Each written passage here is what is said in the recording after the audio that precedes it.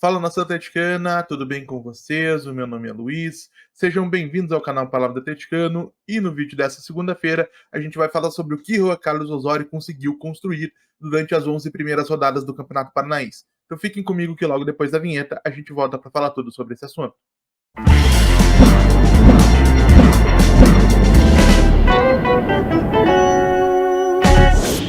Então vamos lá para o assunto do vídeo de hoje, gente.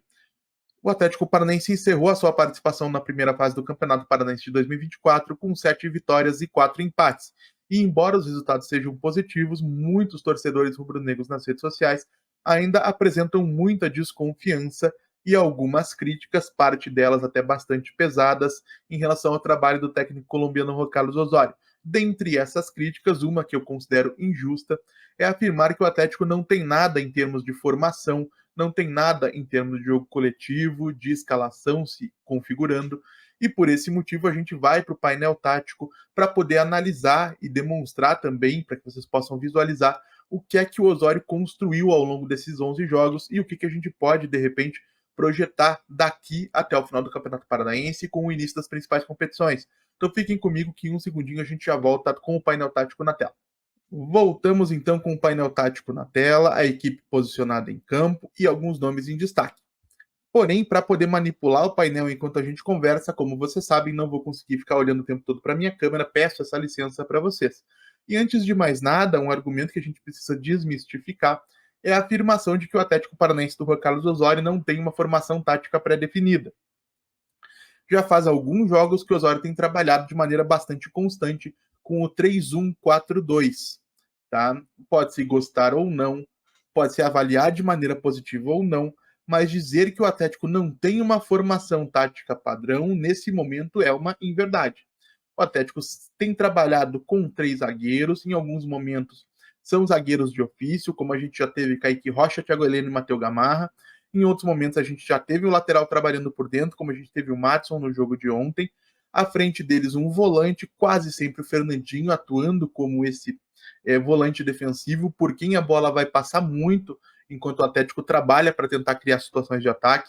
À frente dele, 2 meio-campistas interiores, né, como chamam o pessoal da América Latina, né, os que falam espanhol. 2 alas se ocupando dos corredores externos e à frente de todos eles, um meio atacante ou um segundo atacante se aproximando do homem de referência. É claro que essa formação, pela própria natureza do trabalho do Osório, vai sofrer alterações durante a temporada para que o Atlético possa enfrentar cada adversário da maneira que o Osório julgar mais adequada. Isso, inclusive, reflete uma coisa que é a tendência nos principais centros de futebol do mundo e entre os principais treinadores do futebol mundial. Todos eles promovem essas alterações, seja da formação da equipe, da forma como a equipe se posiciona dentro de campo, seja das escalações, né, para poder se ajustar e tirar o melhor do time diante de cada adversário. Uma segunda coisa que a gente precisa confrontar ou enfrentar é a afirmação de que o Atlético não tem um time titular bem definido. Isso é uma meia-verdade. Eu explico por que é uma meia-verdade. Enquanto nós tivermos o Osório aqui, o Atlético não vai ter uma escalação concreta e previamente definida, com 11 jogadores que serão titulares independentemente daquilo que aconteça. Primeiro porque o Osório, por padrão, vai sempre promover rodízios na equipe. Isso vai permitir, primeiro, que a equipe chegue fisicamente mais pronta no final da temporada, mais preparada, sem sofrer tanto com lesões como a gente viu em 2023. Isso vai ser importantíssimo para que o Atlético possa chegar forte na reta final das competições, algo que a gente não viu ano passado. Muito pelo contrário, a gente viu o time sucumbindo fisicamente nas últimas rodadas do Campeonato Brasileiro, o que pode ter contribuído para que a gente deixasse escapar a classificação para a Copa Libertadores, ou pelo menos para a pré-Libertadores. E esse ano, com o Osório, a tendência é que isso não aconteça. Os rodízios são ferramenta importante para que a equipe possa se manter fisicamente fresca e preparada para enfrentar cada desafio.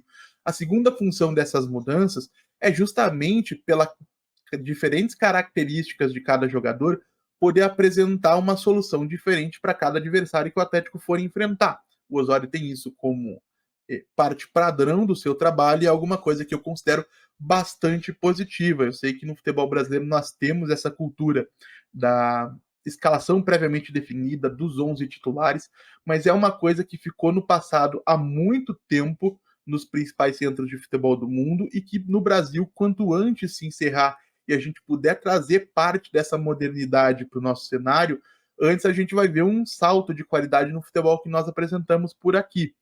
E aí, quando eu digo que é uma meia-verdade, gente, é porque por mais que algumas coisas tenham sim mudado ao longo dessas últimas partidas, o Osório já tem mais ou menos uma espinha dorsal daquilo que a gente vai ver dentro de campo. Eu coloquei aqui, são 6 jogadores que me parece que serão titulares inquestionáveis nesse começo de temporada, pelo menos Bento no gol, Thiago Helena e Gamarra na dupla entre os 3 zagueiros, Fernandinho e Filipinho no meio de campo e Mastriani à frente. Mas não são só eles, tá, gente? Se a gente for fazer uma análise das tendências daquilo que o Osório tem apresentado até esse momento, é provável que a gente vai encontrar mais alguns nomes que têm se estabelecido. Por exemplo, quem tem aparecido muito como zagueiro com esse trio aqui é o Kaique Rocha. Tem feito um excelente começo de temporada, tanto defendendo quanto trabalhando com a bola. E eu acredito que quando a gente não tiver, quando a gente tiver o Atlético trabalhando com 3 zagueiros de ofício, o Kaique, nesse momento, é quem está melhor posicionado para ser a primeira alternativa. Além deles, quem tem sido muito recorrente é o Eric, como esse interior direito. Por mais que eu não tenha gostado ou não esteja gostando do rendimento dele nessa posição, e por mais que o Christian ontem, por exemplo, tenha rendido muito bem atuando por aqui.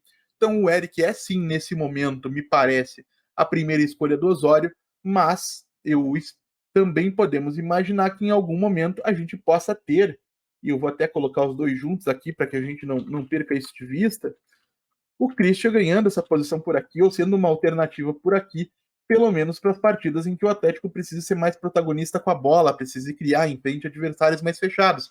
São sempre ajustes que podem ser feitos. Além disso, como meio atacante, o Osório já tem trabalhado principalmente com o Bruno Zapelli, até porque nós tivemos a saída do Vitor Bueno, né? O Zapelli hoje é o principal nome para esse setor, até nem é tão centralizado, é uma coisa mais um pouquinho mais para a esquerda, próximo do atacante. E do lado dele, o Atlético tem trabalhado algumas vezes com o Pablo nessa função. E essa diferença de característica, gente, ela é muito significativa, porque, por exemplo, quando a gente for enfrentar uma equipe que vai ceder mais espaços, a presença do Zapelli, por exemplo, pode ser uma ferramenta importante para encontrar os melhores passes para dar sequência nas jogadas, porque é um jogador que tem isso como característica e é bastante diferenciado nesse sentido. Ao mesmo tempo que, quando isso não funcionar, o Atlético pode se valer da presença de um segundo jogador de boa estatura. O Pablo, salvo engano, tem 1,85 m, próximo ao Mastriani, o próximo ao Lucas Diori, mas mais ao Mastriani, que é, pelo menos na minha avaliação, titular incontestável dessa equipe. A gente vai ter 2 jogadores capazes de brigar pela bola no alto, algo em que, por exemplo, o Eric também conseguiria acrescentar estando em campo, além, lógico, de Kaique Rocha nas bolas paradas. O Gamarra tem se mostrado bom nessa situação também. Então, para explorar cruzamentos, a presença do Pablo no lugar do Zapelli, por exemplo, pode ser uma alternativa, porque nesse caso, o que a gente tem é o Atlético explorando esse triângulo formado pelos jogadores de fora, tanto na direita quanto na esquerda, para criar situações em que o lateral ou o ala possa chegar à linha de fundo, à intermediária, em posição de fazer cruzamentos e aí explorar a presença desses jogadores altos na área do adversário. Pelo lado direito, gente, é cedo, é um pouco cedo sim, mas eu acredito que o Godoy, depois do que apresentou hoje, deve ser tendência na equipe do Atlético. A gente vai ter que aguardar para ver como o Osório vai encará-lo, mas é um jogador de uma qualidade muito grande. Então, nesse momento, não é que a gente não tenha uma equipe titular muito bem definida, são peças e alternativas que foram criadas e alguns jogadores podem aparecer em funções diferentes. Por exemplo, muita gente tem falado do Esquivel por aqui, algo que eu até considero um pouquinho contra a característica dele, é um lateral mais defensivo, e isso é uma possibilidade, da mesma maneira que a gente pode ter o Christian caindo por esse lado esquerdo, né, que foi alguma coisa que funcionou bem em um determinado momento com o Osório na temporada passada, com o Osório não, com o Wesley na temporada passada. O Jader fez muito bem essa função ontem. A gente pode ter o Romeu Benítez como atacante de velocidade próximo ao homem de referência, como a gente teve ontem, ou até pelo lado esquerdo, né, como um segundo atacante. Então, são alternativas que vão se criando e o Atlético já começa a aparecer como um time que vai se tornar bastante mutável ao longo do ano e com algumas alterações previamente definidas. Outro nome que dificilmente vai ficar de fora de muitas partidas é o Agustin Canóbio. Pode jogar pelo lado esquerdo, pode jogar por dentro como segundo atacante, como ele fez ao lado do Vitor Roque na última temporada. Então, o Osório vai construindo uma equipe com uma série de alternativas e com alguns jogadores, sim, bastante interessantes. E aí, esclarecida essa situação de escalação, e acho importante que o Osório esteja criando essas alternativas, a gente tem que falar de um outro argumento que se ouve muito por aí, que é a questão do entrosamento, que a não repetição dos titulares de jogo a jogo vai impedir o Atlético de se entrosar, de formar uma equipe coesa. Isso, a meu ver, não corresponde com a realidade também, gente. Vamos primeiramente considerar que entrosamento não se constrói somente nas partidas, se constrói no dia a dia de treinamentos.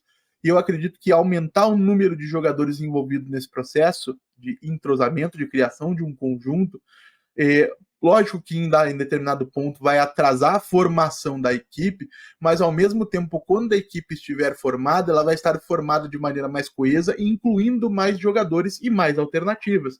Para uma torcida como a nossa, que reclamou tanto de Paulo Turra, de Filipão, de Fábio Carilli, até de Wesley Carvalho, de ser um time pouco mutável, de ser um time com poucas alternativas, essa construção que o Osório vem fazendo, por mais que exija tempo e paciência, pode acabar resultando em algo muito positivo, porque diferentemente do que aconteceu nos últimos anos, se o Osório tiver sucesso nesse seu intento, o Atlético, ao final desse processo, vai ter uma equipe que se muda de jogo para jogo e que não sente essas mudanças, onde a saída dos principais jogadores ou dos seus diferenciais técnicos talvez não reflitam de maneira tão determinante quanto a gente viu em 2022, 2023, quando a saída de alguns jogadores gerava uma queda muito sensível de rendimento no clube. E aí, falando um pouquinho da forma como o Osório tem trabalhado essa equipe. Alguns detalhes que eu gostaria de destacar para vocês, pedir que vocês prestem atenção quando o Atlético estiver jogando. Primeira saída de bola, tá, gente? O Atlético tem trabalhado com a saída de bola, de um modo geral, com 3 jogadores na defesa, mais o Fernandinho no apoio, é o que a gente chama de saída com 3+1. São 3 jogadores na primeira linha de construção, mais um volante no apoio. Isso é importante, esses 3+1, porque o Osório tem, assim, a ideia de criar superioridade numérica com a participação do volante e a aproximação dos interiores e poder sair do campo de defesa, seja em transição rápida, com passes mais longos ou mais velozes, seja de uma forma um pouco mais lenta e articulada, mas sair com o controle daquilo que tem feito, que tem se realizado. E a gente tem que ter em mente que essa saída articulada, essa saída organizada e estruturada, ela não é aprendida e aperfeiçoada em. Agora a gente tem aí provavelmente uns 50 dias de trabalho. É algo que a gente vai ver ser colhido lá na frente, né? E isso é uma coisa para ser, pelo menos a meu ver, celebrada. A gente tem boas ideias aparecendo. E aí, como é que isso funciona? Tá? Eu vou excluir alguns jogadores aqui, na verdade, eu vou só tirar de campo para que a gente possa entender o que eu estou dizendo, para que eu possa demonstrar o que eu estou dizendo, que é o seguinte, na saída do Osório, o Fernandinho fica sendo esse jogador que vai buscar a bola na aproximação com os zagueiros.